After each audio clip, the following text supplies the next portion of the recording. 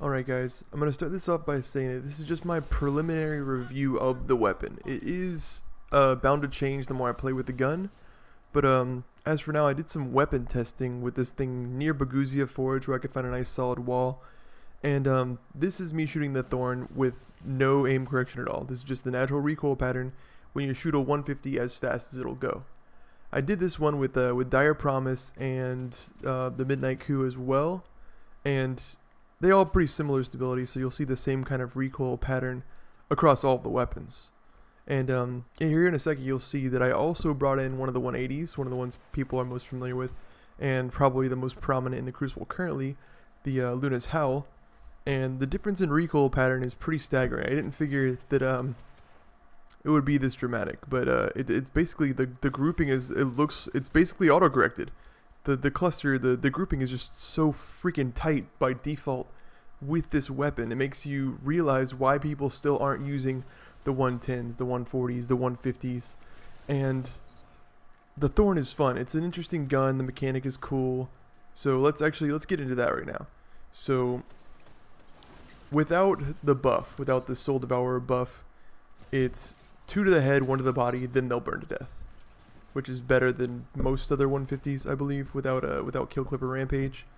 But you have to go and get the orb after you're done. So if you're fighting teams that are team-shotting, sometimes it's hard to go and get that buff. But the buff will allow you to 2 to the head. So you 2-shot them to the head with the buff. It doesn't increase the base damage of the bullet, but it does increase the damage of the burn, so that you'll get the 2-tap and it'll bleed for 7s instead of 2, and will kill them with 2 headshots. But it's really hard to fire this weapon as fast as you can and not often be affected by the bloom of the weapon. Of course, I haven't played with a 140 or 150 or barely even 110s in the longest time, so I'm very likely just, you know, out of practice with these weapons. But most engagements to me felt like a gamble. It's a fun game. Is that your first kill, but I feel like it's not going to shake up the meta, you know? Like, people are going to stick with their Not Forgottens, they're going to stick with their Lunas.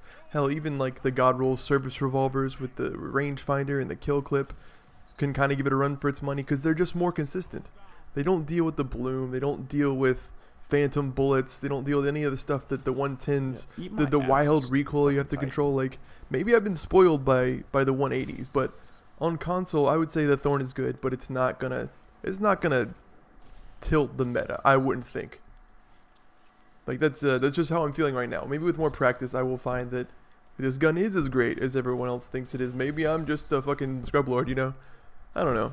But it's a fun gun. It's worth grinding for because the quest really isn't hard. It's just time consuming.